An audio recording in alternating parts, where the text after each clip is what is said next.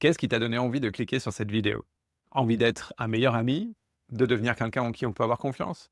Dis-le moi dans les commentaires. Je ne sais pas pour toi, mais j'ai l'impression que quelque chose disparaît peu à peu dans notre monde. L'engagement. Et plus précisément, le fait de tenir sa parole. On dirait qu'aujourd'hui, oui veut souvent dire peut-être et qu'un simple message suffit à changer les plans. Désolé, je ne peux pas venir, salut. Soyons honnêtes, on annule souvent quand quelque chose de plus sympa se présente. On a réussi à normaliser ça. Mais si ta parole ne vaut rien, ta réputation non plus. Il existe des recherches scientifiques sur les promesses, et ce qu'elles montrent est plutôt intéressant.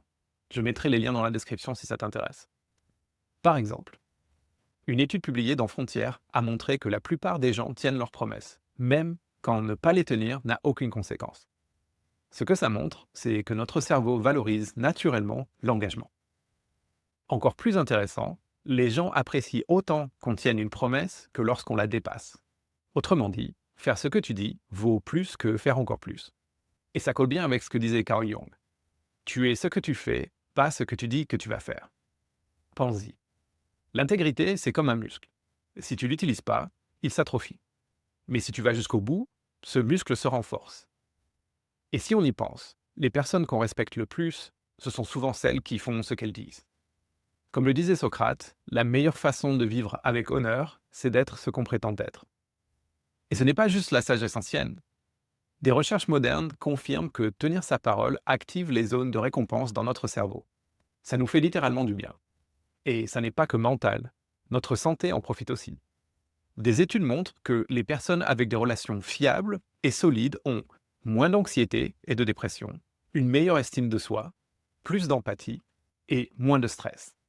En clair, être fiable rend plus heureux et en meilleure santé.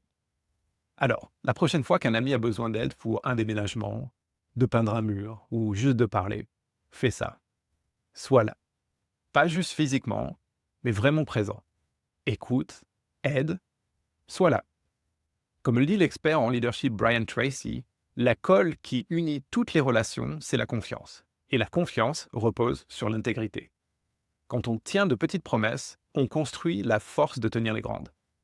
Chaque fois que tu choisis la fiabilité plutôt que la facilité, tu envoies un message clair sur qui tu es. Pense à quelqu'un qui est toujours là pour toi. À quoi ressemblerait ta vie sans cette personne? Maintenant, demande-toi, qui appellerais-tu si tu avais besoin d'aide demain? Et surtout, qui viendrait sans hésiter si tu appelais? C'est la personne qu'on devrait tous essayer d'être. Oprah Winfrey a dit, la vraie intégrité, c'est faire ce qu'il faut, même si personne ne le saura. Parce que ce n'est pas juste une question de réputation, c'est une question de devenir. À chaque fois que tu aides quelqu'un, tu rends pas juste service, tu construis ton caractère, tu développes ta patience, ta force, ton empathie, et tu apprends à respecter le temps et les besoins des autres.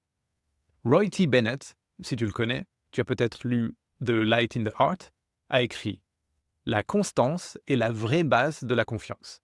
Tiens tes promesses ou ne les fais pas. » Dans notre monde numérique, on perd peu à peu l'art de l'engagement.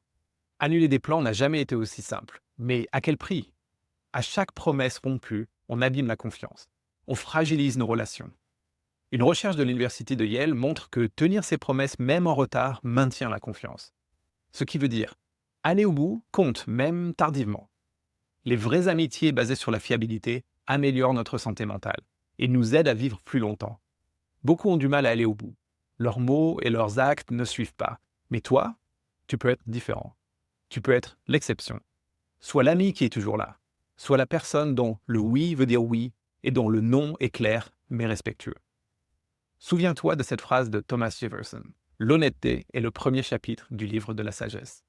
Dans un monde où les engagements sont devenus optionnels, choisis d'être quelqu'un sur qui on peut compter.